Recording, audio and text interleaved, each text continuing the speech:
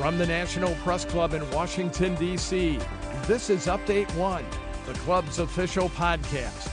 It features newsworthy stories originating from the NPC facilities, as well as broader topics related to journalism, communications, press freedom, and transparency.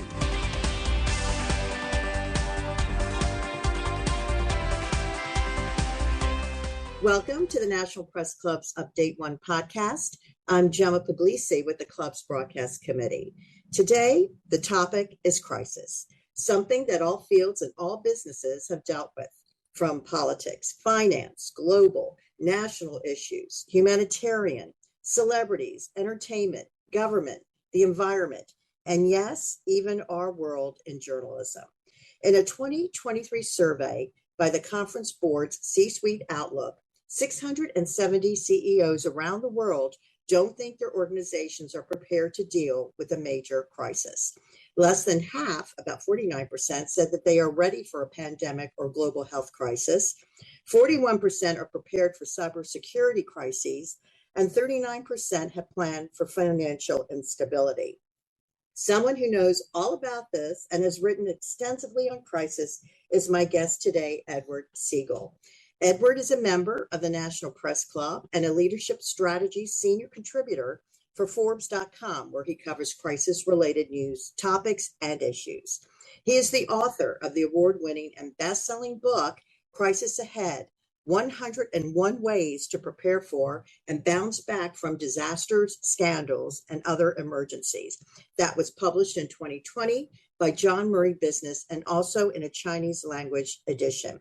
Segal's latest book is the Crisis Casebook, Lessons in Crisis Management from the World's Leading Brands. And that was published on September 9th and ranked by Amazon as the #1 new book about public relations. He has provided crisis management and PR advice, counsel, and services to more than 500 companies and organizations, including Marriott, Ford, Humana, Airbus, the plastics industry, the federal government, and the state of Maryland.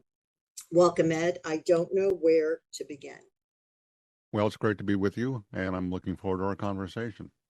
So I got the book. Obviously, it's a great book, and I kind of don't know even where to begin because I opened it up and I love the table of contents because you have all the chapters in alphabetical order, from the A's, you have the Academy of Motion Pictures to Apple to Amazon. For B, you have Buckingham Palace. For D, you have the Department of Defense. For F, you got FEMA. For G, you got Goldman Sachs. For J, you got Jeep, Jeopardy. For K, King Charles. For M, Microsoft. For S, Secret Service, Will Smith, Supreme Court. For T, Tesla, U, UPS, and W, Weight Watchers. From all that list that in your book, right, which you have put together, what, in your opinion, has been the most damaging? The most damaging is the attitude that people have about crisis management and crisis communications. Mm-hmm. Most executives and their staff think that a crisis will never, ever, ever happen to them. And denial is not a great way to prepare for a crisis. And the Crisis Management Hall of Fame is filled with examples, many of which are in the book, of companies, organizations, including some news organizations, by the way, that were convinced they would never have a crisis until they did.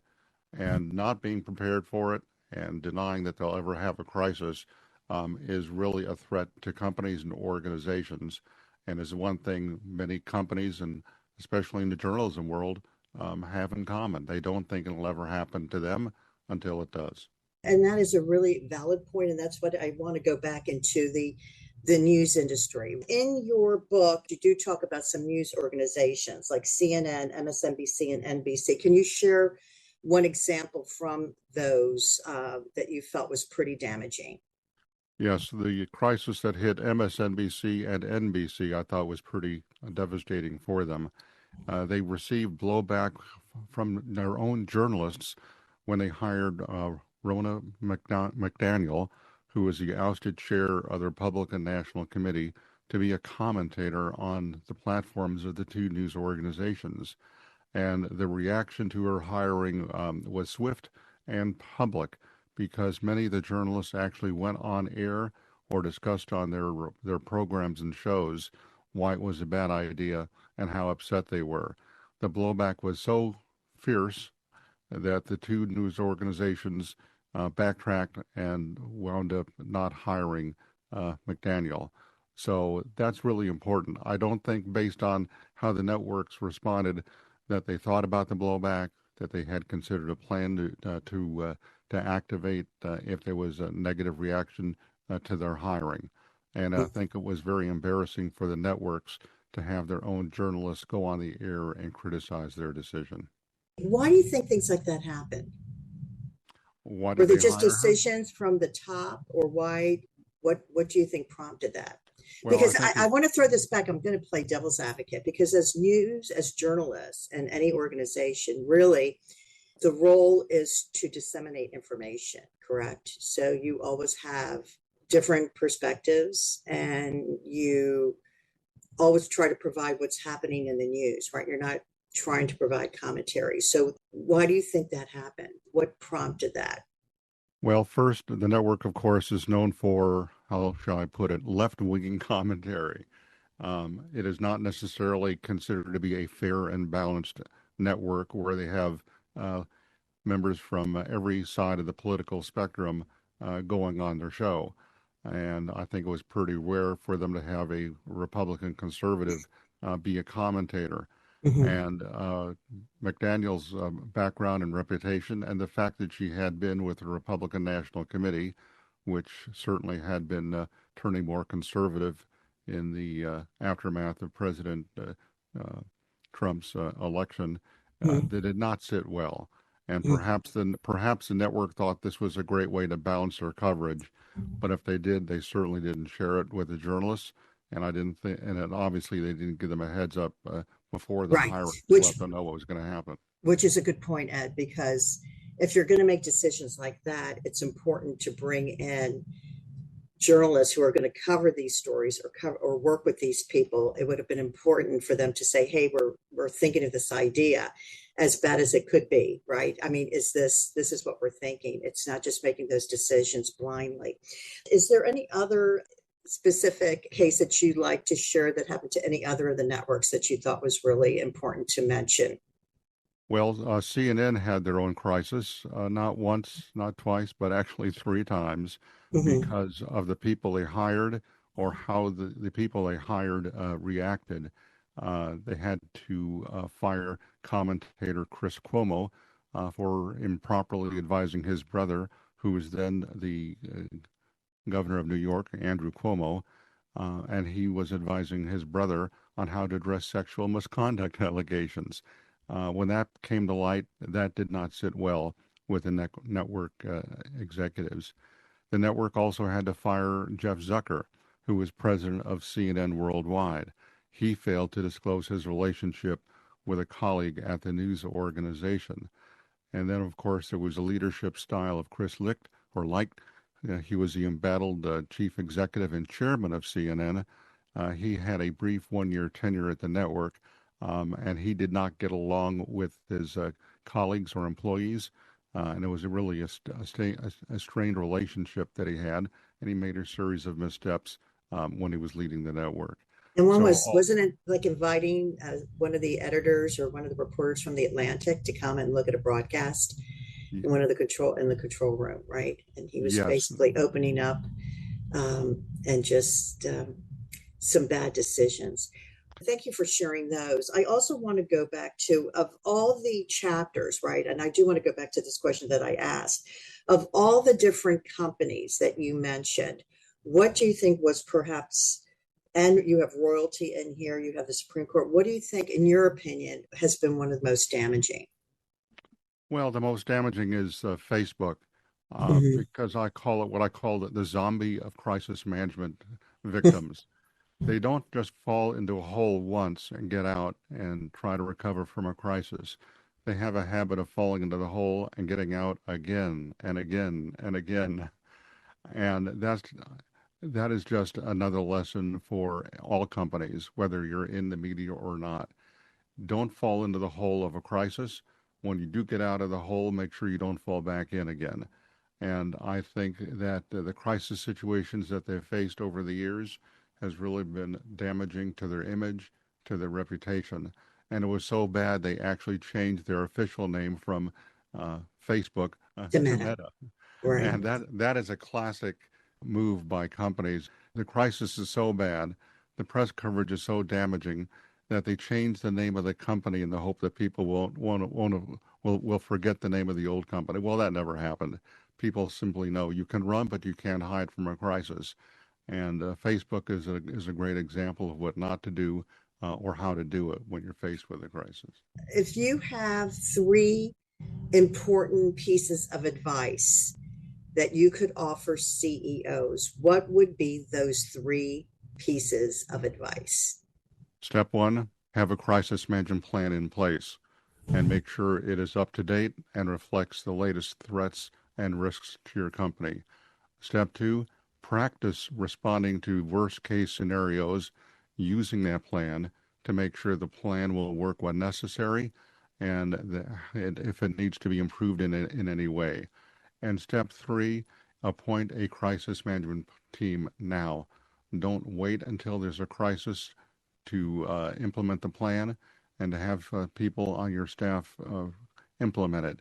The longer you wait to appoint a crisis management team, the longer it's going to take for them to get their act together and implement the plan.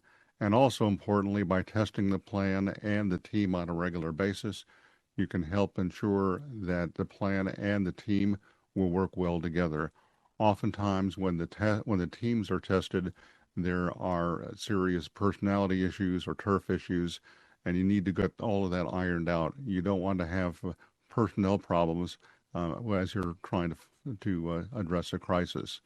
So plan, test, and prepare.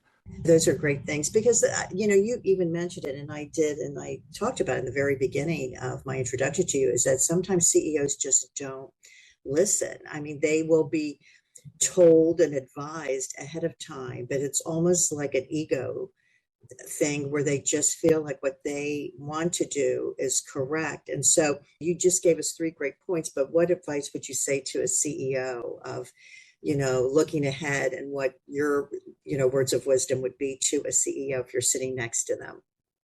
Pay attention. Look what's happening to other companies and organizations and your colleagues in other industries and professions. Look what they're going through when a crisis strikes them. Do you want what happened to them to happen to you and to your company?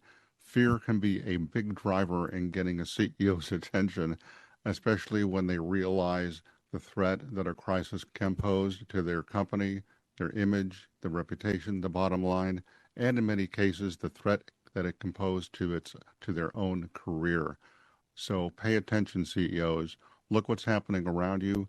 Prepare, test, and get ready for when, not if, the next crisis hits your organization. And then these crises are devastating financially, obviously, right? We hear the stock prices for those companies that are public have, plummeted. Do you have like a figure? I'm putting you on the spot here, but do you have like a figure of how many billions of dollars or the money lost in some of these crises? Well, I think it's in the billions, and if you look at it over time, very likely in the trillions with a T, trillions of dollars.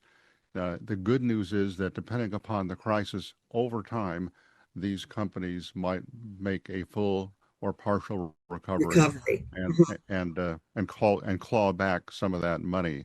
But for the moment in time when the stock drops and profits disappear and people are selling their stocks, it's devastating. But trying to recover from that should not be part of your recovery plan and say, well, I'm going to lose $1 trillion anyway, but don't worry, I'll get it back later. No, you don't want to do that. Right? There are companies who've actually gone out of business and have been delisted from the stock exchange because of the seriousness and impact of the crisis. So if you're publicly traded, you don't want to do that at all. Okay, words of wisdom. Thank you so much, Edward Segal. The book again is called The Crisis Casebook, Lessons in Crisis Management from the World's Leading Brands. My thanks also to my colleagues here at the National Press Club for their help with this podcast, Mike Hempen and Adam Cano From all of us here at the National Press Club, I'm Gemma Puglisi. Thank you for listening.